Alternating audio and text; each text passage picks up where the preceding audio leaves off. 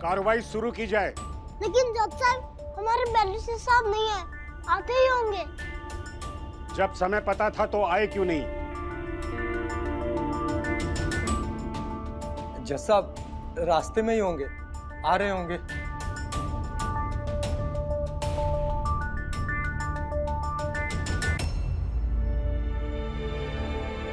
My Lord, Ram ji के वकील साहब नदारद हैं। कानूनी प्रक्रिया में इससे यह समझा जाता है कि वकील ये मान चुका है कि वो केस हार चुका है और इसलिए वो अदालत में आना ही नहीं चाहता। विपक्ष की ओर से दलील या सबूत देने के लिए कोई अदालत में है ही नहीं, तो ये बहस तो हो ही नहीं सकती। इसलिए मैं अदालत से दरखास्त करूंगा कि राम जी पर सामाजिक द्वेष भड़काने, लोगों की आस्थाओं पर चोट पहुंचाने और दो जातियों के बीच में तनाव पैदा करने के जो आरोप हैं, उन्हें ही सही मानते हुए इन्हें सजा सुनाई जाए।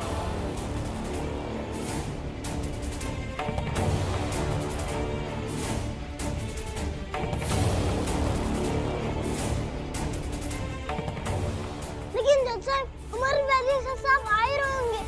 कृपया बिना बहस के फैसला ना सुना जाए। मेरे पापा बेगुनाह हैं। लेकिन विपक्ष के वकील कब आएंगे माय लॉर्ड, और कब बेगुनाही साबित करेंगे? ये अदालत है और अदालत का एहतराम करना उनका फर्ज है। और अगर उन्हें इस बात का एहसास नहीं है तो अदालत को उनकी गैर मौजूदगी में ही फैसला सुना देना चाहिए।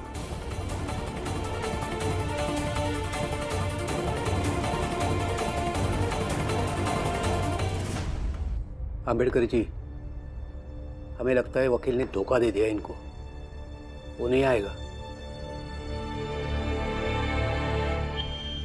अरे मामला एकदम साफ साफ है। अरे इतना बड़ा वकील यहाँ आकर अपनी बेइज्जती थोड़ी ना करवाएगा। चला था हमारी मुखालफत करने, अब भुगतेगा राम जी सकपाल। माय लॉर्ड, हालात के मद्देनजर अब अदालत को अपना फैसला सुना देना चाहिए।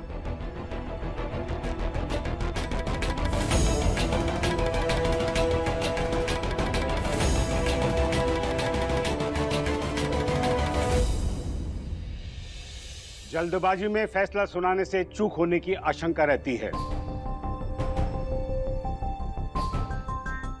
अदालत विरोधी पक्ष के वकील को अपने सामने पेश होने का कुछ और वक्त देती है।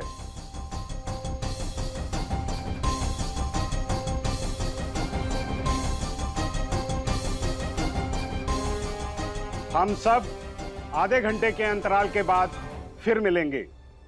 अगर वो फिर भी नहीं आए तो अदालत अपना फैसला सुनाने पे विचार करेगी।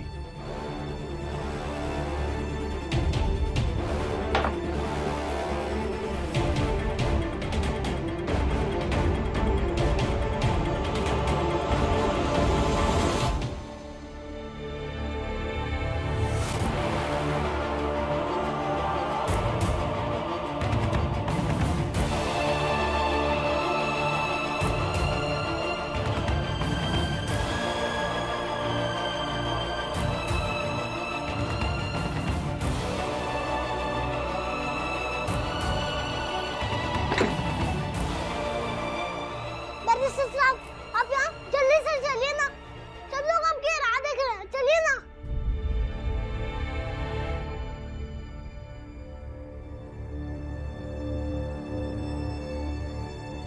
देखो, मैं तुम्हारा केस नहीं लड़ सकता। तुम अपनी फीस के पैसे वापस ले लो।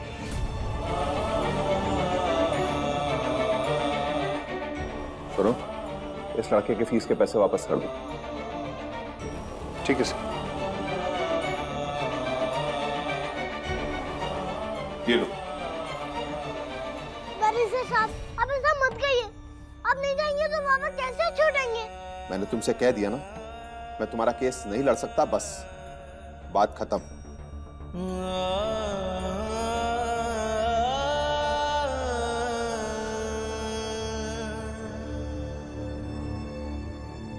वकील साहब नहीं आएंगे। अरे सुबह सुबह हमारे आदमी जाके नमस्कार कराए हैं, तो कैसे आएंगे वकील साहब?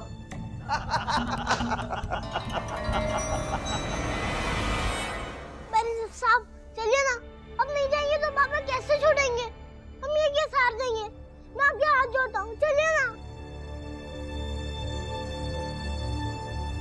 देखो, तुम्हारे हाथ जोड़ने से मेरे ऊपर कोई फर्क पड़ने वाला नहीं है। चले जाओ यहां से, वरना चौकीदार को बुलवा करके धक्के मार के तुमको बाहर निकलवा दूंगा।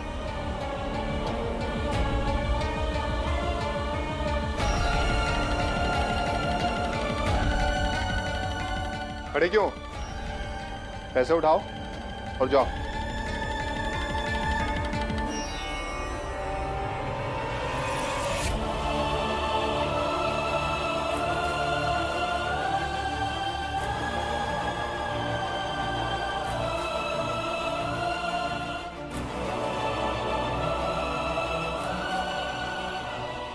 बैरिस्टर साहब, जाने से पहले मैं आपसे कुछ कहना चाहता हूँ। बोलो। मेरे पापा एक रिटायर्ड सूबेदार है। वो काम पे जाते जाते एक बार आईने में देख रहे थे, तो मैंने उनसे पूछा, क्या देख रहे हो पापा? यही देख रहा हूं कि मैं अपने आप से नजरें मिला पा रहा हूं या नहीं। मतलब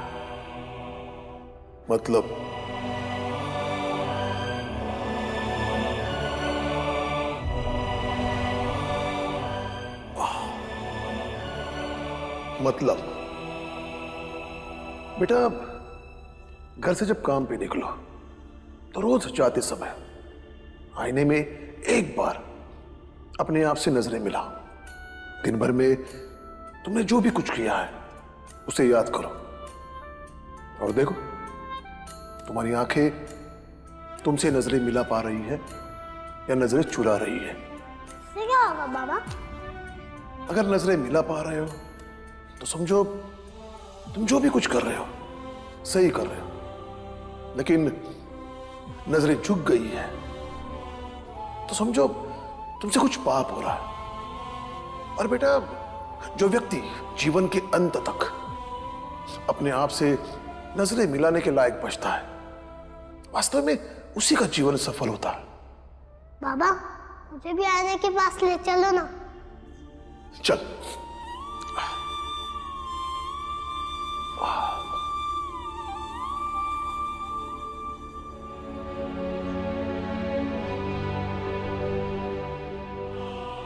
बाबा, मैं भी नजरें मिला पा रहा हूँ, मतलब मैं कोई पाप नहीं कर रहा। बैरिस्टर साहब, मेरे बाबा जीते या हारे, लेकिन मैं कल सुबह इस आईने के सामने खड़ा होकर अपने आप से नजरें मिला पाऊंगा। आप भी एक बार खुद से नजरें मिलाकर देखिएगा।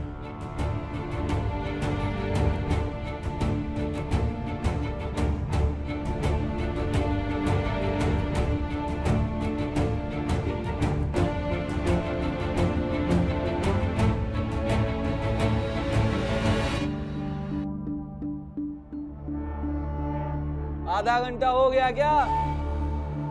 अरे आधा घंटा होने से भी क्या होगा भाई? राम जी जाएगा जेल और हम जाएंगे।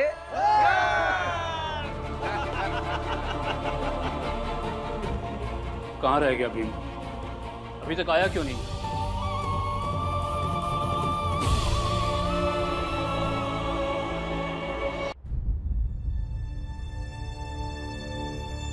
कार्रवाई शुरू की जाए।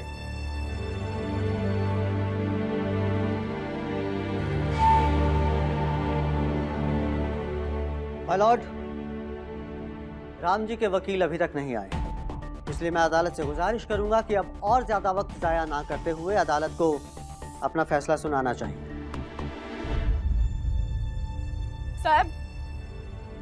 साहब क्षमा कीजिए, लेकिन थोड़ा इंतजार कीजिए।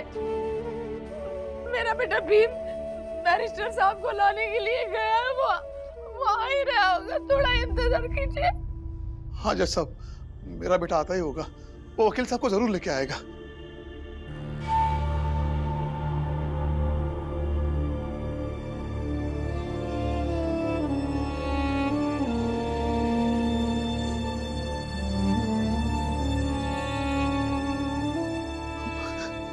देखिए जज साहब, मेरा बेटा आ गया।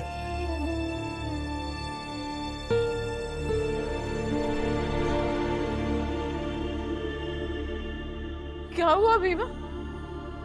आई वो नहीं आएंगे। कोई वकील नहीं है, कोई गवाह नहीं है।